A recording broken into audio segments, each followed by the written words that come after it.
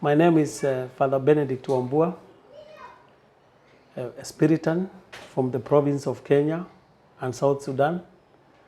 Currently, I am the coordinator of education in the province, and part of my work is to coordinate and to implement the policy of education of the Spiritans, and specifically of the province.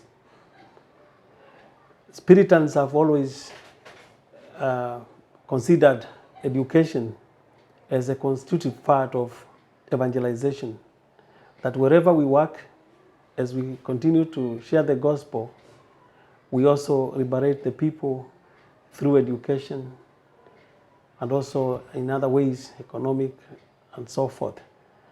And therefore, we have a long legacy of education, starting from 3 centuries ago in France, in Europe, in America, and in Africa. We have had many schools that are started, owned, and run by the Spiritans throughout the world. And in the year 2008, in our chapter, it was agreed that we are going back to education because there was a feeling that we had lost that aspect of education, that we were not too much into education as our charism presupposes. And therefore the chapter made a deliberation that the province of Kenya and South Sudan will go back to education. We will make sure that we inculcate or make education part of our mission. And for the last 10 or so years, we have really gone back to education. That means we have even established new schools in Kenya and South Sudan. Just to name a few, that we have a school in East Pokot, actually a number of them, both primary and secondary schools in East Pokot, in Baringo County. We have schools in Nairobi. We have schools in Mombasa, and also some other parts of the country. And now even the conference working in South Sudan, they have now established a number of schools there. So together with that, we want to kind of go back to those days when Holy Ghost schools in Kenya were known. They were a brand of schools with their own speciality, excellency, hard work, and the ethos of the Holy Ghost Fathers in education has been part of the development of this country, Kenya, since before independence. We have had so many schools in Kenya, some that we started that are owned by the dioceses, some that have gone to the government, but we still have some schools that we still run. But all the schools that we have established here in Kenya have been very special, especially in terms of excellence and the Catholic ethos in them, and also inculcating the spirit and charism in those schools. And the schools have produced many people in the country. Those are the people who are very productive, those who are in big places of influence in the country. Just to name that, 2 of the 4 presidents we have had in this country were educated in our schools, and many other prominent persons in the country, including so many people who have gone through the Holy Ghost schools for the past maybe 70 years. And therefore, education has been part of what Holy Ghost Fathers are in Kenya and of course in the world, and we would like to continue that legacy.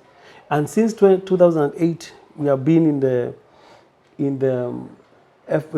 kind of we have had this occupation to come up with a policy that will govern the way our schools are run. We have this dream of continuing the brand of Holy Ghost mission schools, now this time in the name of Holy Ghost schools, because we have a legacy, we have the history, we have the achievements, and we feel that if we go back to our brand that is well known, that has produced good results, that we can make a lot of difference in Kenya and beyond in the area of education. Educating and empowering the young people has been very pertinent part of our mission, and therefore even in the most deprived parts of the country, especially in East Pokot, we have a number of schools, at least one secondary school and 3 primary schools. In Nairobi, we run schools, some for the congregation, others for the dioceses, and in other parts of the country. But what is important to say for us is that we don't just want to have schools, but we want to have schools that kind of reflect our charism of service, especially to the poor. Schools that reflect the need that the congregation feels that we empower the communities through education, the need to work for dialogue with other communities through education, the need to use education as a tool for evangelization. Of course, since 2008, we have had a big challenge of how do we go back to education? Education is an expensive enterprise. To build a school, you need resources, you need land, and therefore it has not been easy to establish as many schools and institutions of learning as we would like to have. We have made an effort, we have come up with a number of them, but we still have the challenge of funding for our schools. With more funding, I think many conferences in different parts of Kenya could empower the young people through education.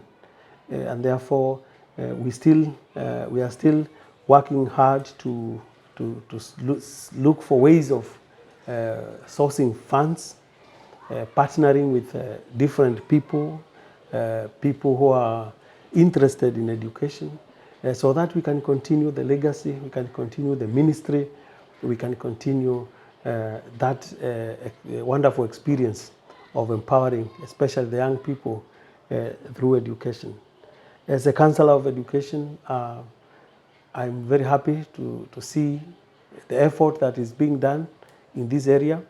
I'm very happy to welcome all the interested people of goodwill, people who can sponsor some students from underprivileged families and communities, people who can even help with funding for schools, to build schools, members of the local community who can join in our boards of management. We need experience because in our policy we have boards of management of schools.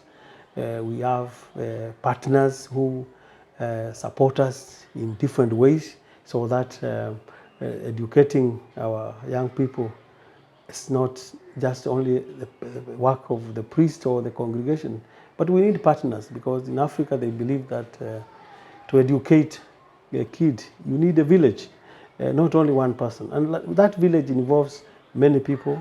They are welcome to partner with us.